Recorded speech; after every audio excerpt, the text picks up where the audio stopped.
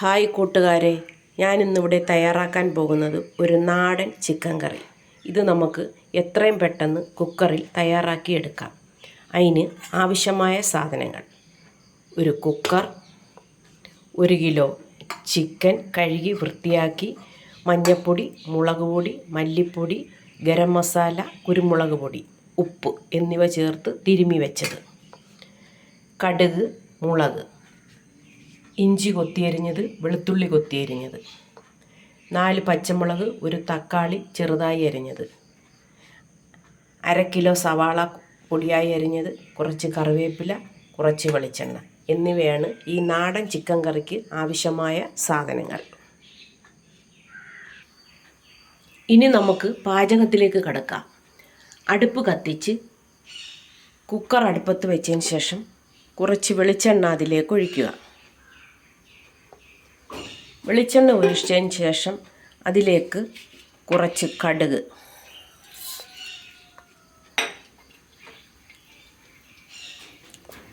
3-4 വറ്റൽമുളക് എന്നിവ ഇട്ട് കടുക് പൊട്ടുന്നത് വരെ നമ്മൾ കാത്തിരിക്കുക. കടുക് പൊട്ടിയതിന് ശേഷം അതിലേക്ക് ഇഞ്ചി, വെളുത്തുള്ളി കൊത്തിയരിഞ്ഞത് ചേർക്കുക.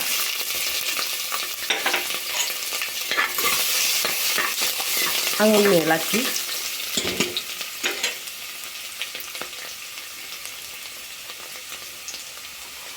അതിലേക്ക് 1/2 കിലോ സവാള ചെറുതായി അരിഞ്ഞത് ഇടുക. ഇട്ട് ഒരു തക്കാളിയും കുറച്ച് ഉപ്പും കൂടി ചേർത്ത് നന്നായിട്ട് വഴറ്റിയെടുക്കുക. വഴറ്റി വന്ന സവാളയിലേക്ക് 4 പച്ചമുളക്, ഒരു തക്കാളി ചെറുതായി അരിഞ്ഞത് ഇടുക. അതിലേക്ക് കുറച്ച് കറിവേപ്പിലയും കൂടി ഇട്ട് വീണ്ടും അത് വഴറ്റിയെടുക്കുക. അത് വഴണ്ട് വന്നപ്പോഴത്തേക്കും അതിലേക്ക് നമുക്ക് കുറച്ച് ചിക്കൻ മസാല ചേർക്കാം. ചിക്കൻ മസാലയും ചേർത്ത് നന്നായിട്ട് വീണ്ടും ഇളക്കുക. ഞാൻ ഈ ഓരോ പാചകം ചെയ്യുന്തോറും എൻ്റെ കൈവശമുള്ള സാധനങ്ങൾ മാത്രമാണ് ഇതിനകത്ത് ഉപയോഗിക്കുന്നത്. എൻ്റെ പാചകത്തിൽ ഞാൻ എൻ്റേതായ ഒരു രീതിയാണ് ഉപയോഗിക്കുന്നത്. വഴറ്റിയ സവാളയിലേക്ക് ഞാൻ മസാലകൾ ചേർത്ത് വെച്ച 1 കിലോ ചിക്കൻ ഇടുകയാണ്. കുക്കറിൽ അതും ഇട്ടതിന് ശേഷം നന്നായിട്ട് ഇളക്കി യോജിപ്പിച്ച് അടച്ച് വെച്ച് ഒരു വിസിൽ കേൾക്കുമ്പോൾ